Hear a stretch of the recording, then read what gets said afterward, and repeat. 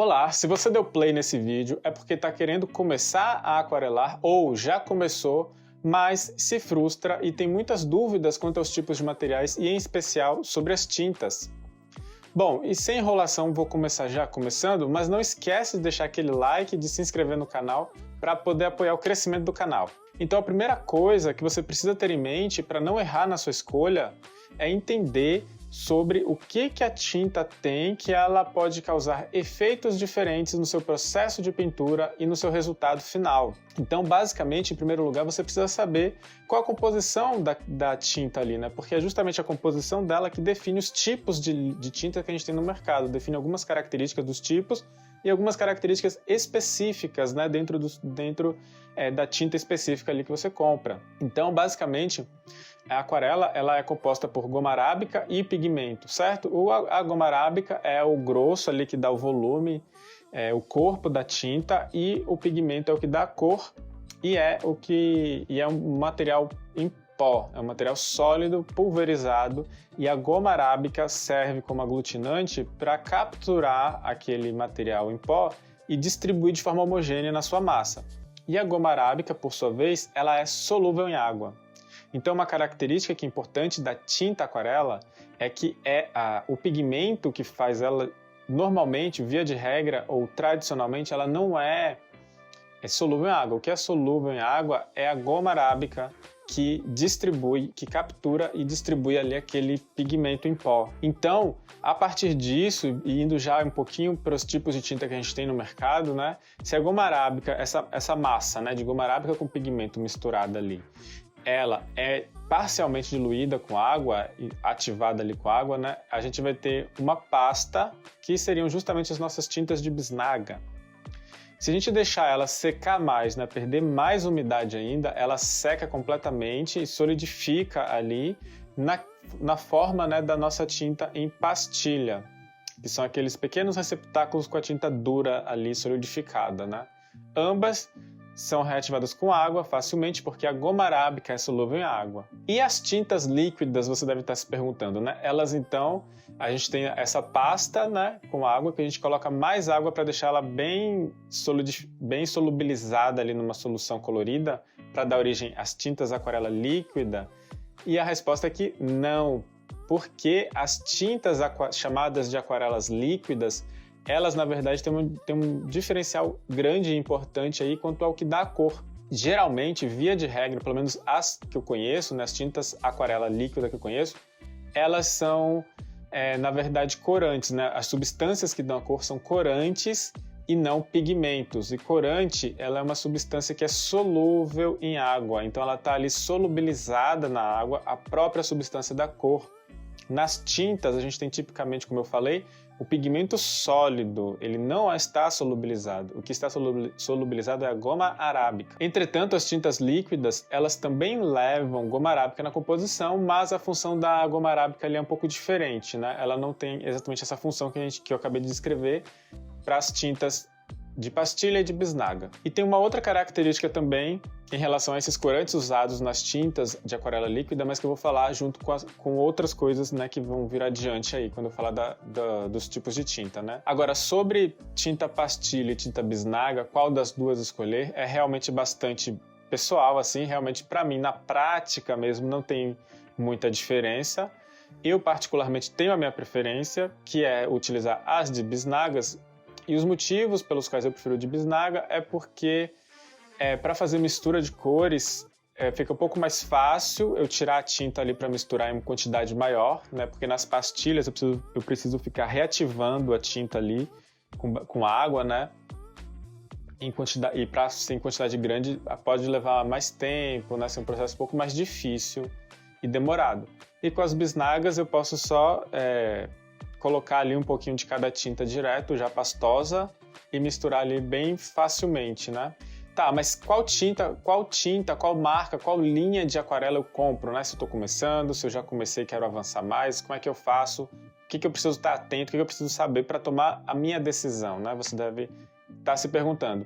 E bem, Primeiro você precisa ver que as fabricantes, elas produzem produtos, assim como qualquer empresa que produz produtos para vender, né? Elas têm um público-alvo, tem um objetivo a ser atingido ali, né? Então elas têm, para cada linha de produtos que a gente tem disponível no mercado, geralmente tem um objetivo de uso, certo? Então, por exemplo, as fabricantes, né, fazem um tipo de tinta para atingir determinado objetivo que um tipo de usuário tem, certo? E dentro disso a gente tem dois grandes grupos de tintas aquarela disponíveis no mercado, que são as tintas escolares e as artísticas. Eu, pelo menos, gosto de separar nesses dois grupos, né? Mas, dentro das artísticas, a gente tem dois subgrupinhos ali, né? Que seriam as tintas para estudante e a tinta profissional, certo? Mas elas têm algumas similaridades e por isso eu gosto de chamar elas de tintas artísticas, por causa dos objetivos que elas têm. E, em paralelo, nós temos as outras que são as escolares. Dentro das escolares, que poderiam ser consideradas mais introdutórias, né? Mais para quem está começando, a gente vai ter dois principais objetivos desse produto e de uso deles, né? Um objetivo é para uso por crianças, né? Uso infantil, e um outro objetivo é o barateamento de custos, né? E de preço do produto. Então, essas são as grandes prioridades de produção desses produtos, né? Clientes que vão utilizar, por exemplo, para usar para crianças possam utilizar ou criar um produto em que tenha um custo mais acessível, né? Que seja financeiramente acessível, mais fácil pelas pessoas. Então, quem está começando, quem é iniciante, quem quer testar a aquarela pela primeira vez, quer experimentar, ver como funciona, como é que sente ali o processo da pintura com aquarela, as escolares acabam sendo um pouco mais interessantes por isso, né? Porque você compra um material mais barato, né? De preço mais acessível, e não fica com receio e com medo de utilizar aquele material ali e ter a sensação de estar desperdiçando.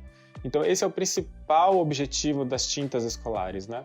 Agora, dentro delas, a gente tem uma variedade também de possibilidades e de qualidades, né? Como eu falei, algumas delas têm um objetivo maior, mais focado para uso infantil, por exemplo. E aí, a prioridade máxima é que crianças possam utilizar. E nesse sentido, precisa ter uma composição química bem específica, né? Completamente sem risco mínimo nenhum, praticamente nulo. E isso acaba refletindo muito na qualidade dos pigmentos que são utilizados, ok? Agora, existem outras que têm uma qualidade um pouquinho melhor, mas que também priorizam muito o baixo custo. E ao priorizar o baixo custo, acaba utilizando pigmentos também que são de qualidade inferior ou utilizam corantes. E dentro disso de qualidade inferior, o que quer dizer qualidade inferior? A qualidade se refere a uma série de características que o pigmento pode trazer para a tinta. Entre elas, e a principal de todas, que é a mais prioritária para as tintas artísticas, né, é quanto à sua resistência à luz. Então, as tintas escolares, elas não têm nenhuma prioridade e nenhuma preocupação quanto à resistência à luz e quanto a algumas outras características aí acessórias e paralelas. Por outro lado, elas buscam simular e emular o mais fielmente possível os efeitos das aquarelas profissionais, né? Então, elas têm uma certa transparência, elas têm uma certa dispersão ali, elas utilizam ali o fluxo da água, né? Como eu costumo falar, que o fluxo é uma coisa extremamente importante, entender o fluxo é uma coisa extremamente importante na aquarela, né? Então, elas emulam e simulam essas características e possuem isso também. E, na verdade, na minha experiência, no que eu testei, a gente tem aquarelas escolares que são transparentes, elas transparecem bem. Porém, elas, quando a gente mistura elas no godê, ela tem um aspecto, né, quando a gente dilui com água, elas ficam com um aspecto um pouco mais leitoso do que as tintas artísticas, né? As tintas artísticas, quando você dilui com água, ela parece realmente uma solução com uma consistência de água colorida. As tintas escolares tem um leve aspecto mais leitoso ali, né, na mistura. Só que no papel, elas podem ser bem transparentes também. E a transparência, aliás, é uma característica bem marcante, bem forte, bem falada sobre a aquarela, mas não é algo assim que é unânime dentro da aquarela. A gente tem aquarela que é aquarela profissional, top de linha e que tem algum grau de opacidade. É uma característica também do pigmento. Então, não ser transparente não é algo que deixa de caracterizar como uma aquarela necessariamente, né?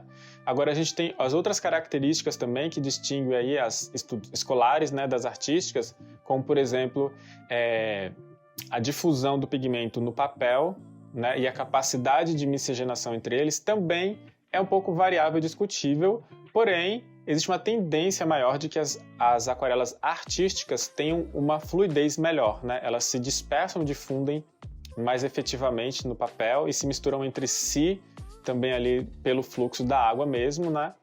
Do que as escolares.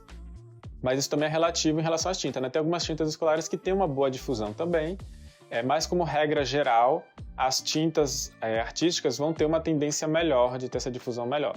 Além do mais, a gente tem substâncias aditivas na composição da tinta que pode fazer com que ela tenha essa característica de forma mais forte, né? Então é só adicionar esses compostos na composição da tinta que ela vai dispersar mais na água. E outra coisa também é a intensidade da cor depois que seca, né? As tintas escolares, elas vão ter uma tendência de ter menor intensidade, apesar de que a gente tem tintas escolares que têm uma intensidade boa, né? Que tem uma boa, após secar no papel, né? Tem uma boa intensidade de cor, mas elas tendem também a ser menos do que as tintas artísticas. E especificamente sobre esses dois últimos pontos, né, a intensidade de cor e a dispersão do pigmento no papel, né, no líquido, o papel tende a ter uma função muito importante nisso, né? O papel de algodão, por exemplo, que é um papel mais adequado para aquarela, e você pode ver mais sobre isso aqui nesse vídeo, ele permite essa difusão muito mais fácil. Então ele é muito mais importante para a dispersão do pigmento, por exemplo, do que o pigmento em si. E por fim, né, além dessas coisas que eu falei,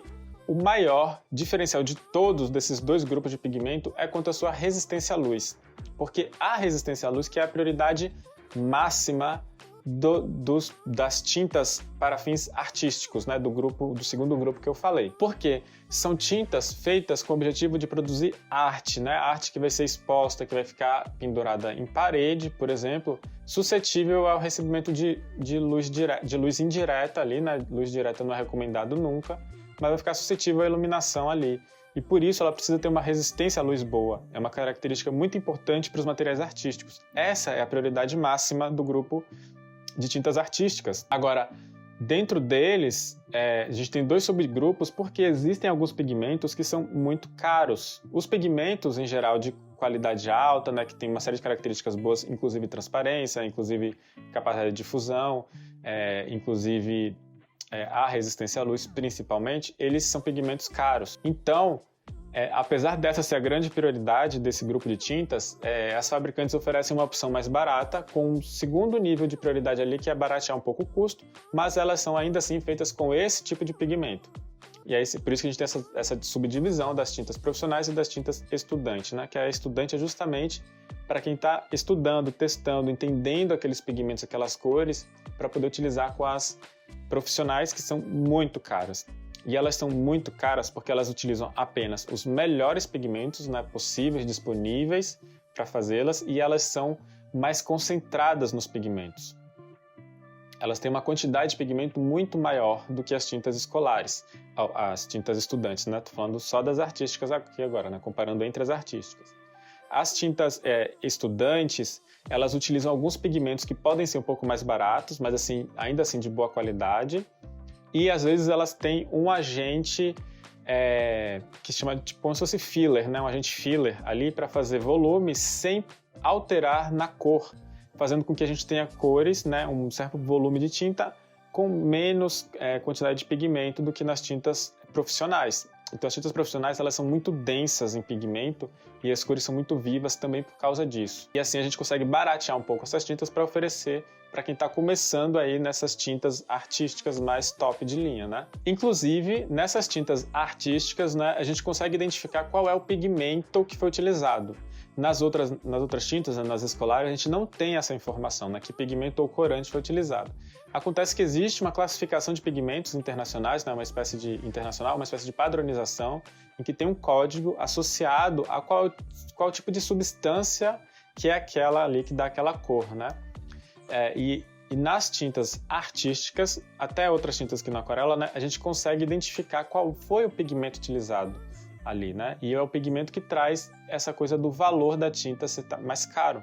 Então a gente tem essa identificação nas tintas artísticas. Nessas tintas artísticas a gente também tem a identificação de outras características interessantes que a gente precisa para aquarelar e que eu tenho outro vídeo sobre tintas que eu falo especificamente sobre essas outras características, o que são, como afetam sua pintura e como identificar elas nas tintas, né? E você pode conferir aqui nesse card do canal. Bom, eu tenho algumas marcas aqui que eu utilizei já no passado e não utilizei muitas marcas diferentes de tinta aquarela, né? Mas basicamente a Sakura e a Pentel, que são essas aqui, que são de bisnagas, são as tintas escolares que eu comecei, quando eu comecei a aquarelar foi com essas aqui. A gente vê que são esses frasquinhos de plástico, né? Uma bisnaguinha de plástico.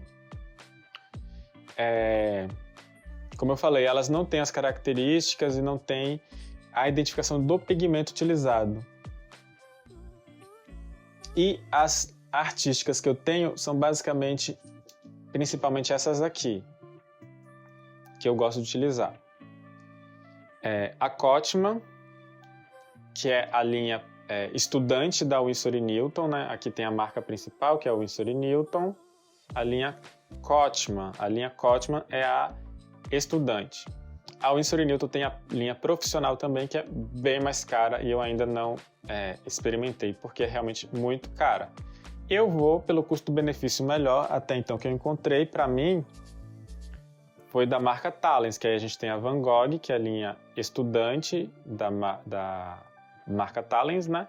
E a linha profissional da marca Talens é a Rembrandt, que é essa aqui, né? Que também é bem mais cara do que essa aqui, porém é bem mais barata do que a Winsor & Newton profissional, né? Por isso que quando eu quis experimentar a linha profissional, eu acabei comprando a Rembrandt e ainda é a que eu compro, né? Ainda não parei para comprar, ainda não juntei dinheiro para experimentar o Winsor & Newton, porque a Winsor & Newton é realmente muito mais cara, né? E como eu falo no meu outro vídeo que eu citei, né? Eu falo onde identificar aqui qual é o pigmento, qual é a granulação, transparência, nível de transparência e opacidade, tudo isso.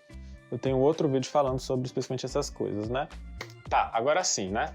Sobre recomendações, eu diria que, como eu falei no começo do vídeo, é interessante você começar, se você está começando, iniciando, vale a pena iniciar com uma tinta aquarela escolar. Sim, porque não vale a pena gastar tanto dinheiro e ficar receoso de utilizar um material caro, como são as artísticas, né? A Van Gogh e a Cotman, que são da linha artística, elas são mais baratas do que as profissionais, bem mais baratas, metade do preço pelo menos, mas ainda assim são muito mais caras do que as escolares. Então, se você começar com uma artística, a tendência é que você vai ficar com medo de utilizar e desperdiçar o material. Então, para iniciar, vale a pena as escolares, mas saiba das limitações que elas te oferecem.